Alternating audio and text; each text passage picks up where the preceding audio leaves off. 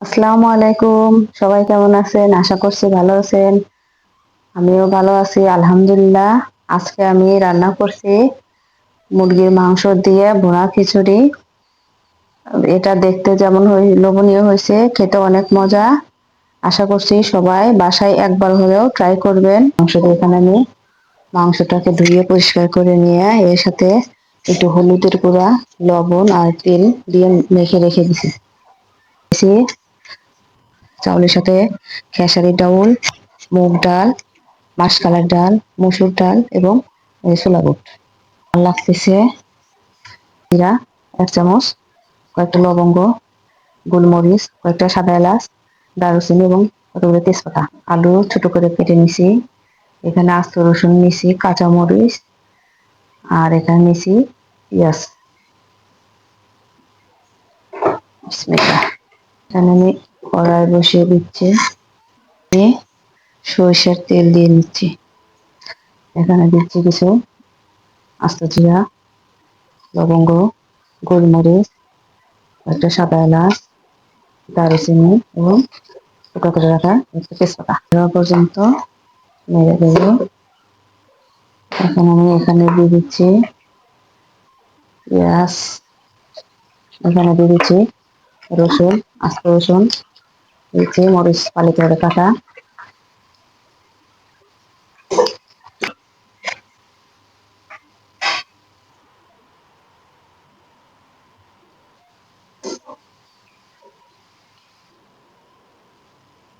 পেঁয়াজের কালারটা একটু চেঞ্জ হয়ে গেছে। এখন আমি এখানে বাকি অন্য সব মশলাগুলো দিয়ে দেবো। দিচ্ছি 1 চামচ রসুন বাটা, 1 চামচ আদা বাটা। এটাকে আমি 1 মিনিটের মতো একটু কষায় নেব। এখানে দিচ্ছি 1/2 চামচ মরিচের গুঁড়া, 1 চামচ হলুদের গুঁড়া, 1 চা চামচ ধনিয়া গুঁড়া। এখানে আরো একটু ধনিয়া গুঁড়া দেবো, 1.5 চামচ লবণ। মিশিয়ে নেবো যাতে মশলাটা পুড়ে না যায়। এখানে একটু পানি দিয়ে দেবো।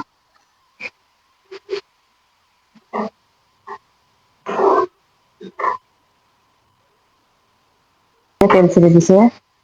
এখন এখানে দিচ্ছি আগে থেকে মাখে রাখা মুরগির মাংস। এগুলো একটু বড় সাইজ করে কেটে নিছি।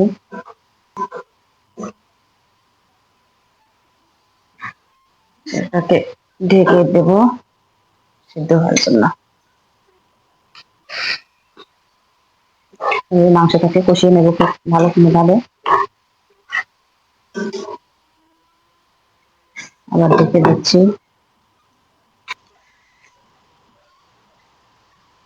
ঢাকনা তুলে দেখে নিচ্ছি মাংসটা প্রায় হয়ে আসছে।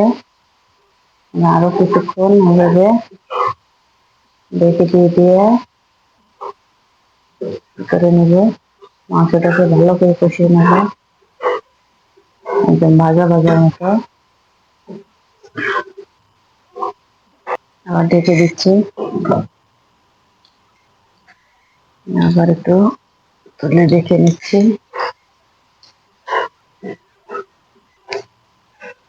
মাংস থেকে যে মাংসের ভিতর থেকে যে এক্সট্রা পানি আছে সেটা একদম শুকায় যাওয়া পর্যন্ত আমি মাংসটাকে এভাবে কষিয়ে নেব।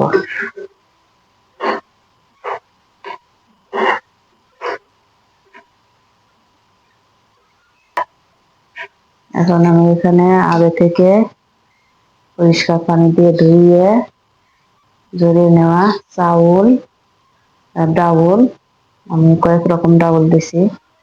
চাউলগুলো এখন চাউলগুলো আমি এর ভিতরে ঢেলে দেবো।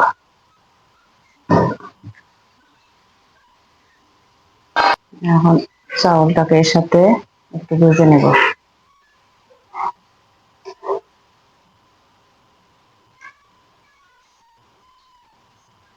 মাংসের সাথে একদম চাউলগুলো ভেজে নিচ্ছি। আর এখানে তো আমি আলু কুচি রাখছি, ওটা দিতে ভুলে গেছি।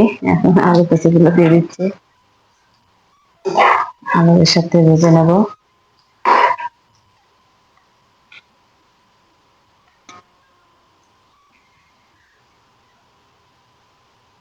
আমি এখানে আগে থেকে রাইস কুকারে গরম করে নিচ্ছি পানি, সেটা এখন দিয়ে দিচ্ছি গরম পানি।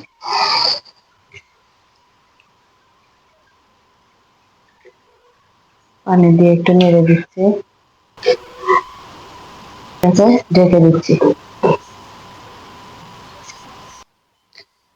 এখন দেখে নেব কি অবস্থা খিচুড়িটা।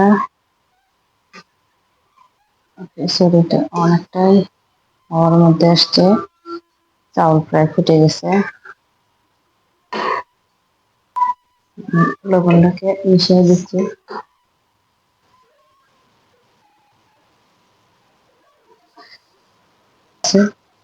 যে রসটুক আছে এটুকুই সেদ্ধ হয়ে যাবে, চাউল ফুটে যাবে। আবার একটু ঢেকে দিচ্ছি। এখন আমি চুলায় আলুটাকে একটু ডিম করে দিচ্ছি।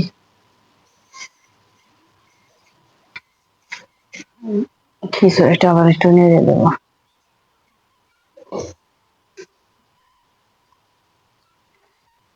খিচুড়িটাকে এপিট ওপিট করে নেড়ে চেড়ে দিচ্ছি, যাতে কোনো পাশেই চাউল না থাকে।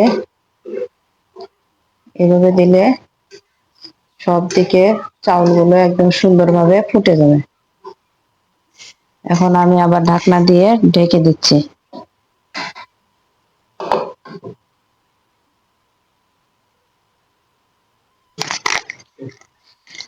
আমি খিচুড়ি দমে রাখছিলাম, এখন খিচুড়িটা একদম বোনা বোনা হয়েছে, অনেক সুন্দর হয়েছে। খিচুড়ির চাউলগুলো ফুটে গেছে, মাংস সিদ্ধ হয়ে গেছে। আমার এই রান্না যদি আপনাদের কাছে একটু ভালো লেগে থাকে, অবশ্যই লাইক, কমেন্ট এবং শেয়ার করে পাশে থাকবেন। আজ এখানেই শেষ করছি। আল্লাহ হাফেজ।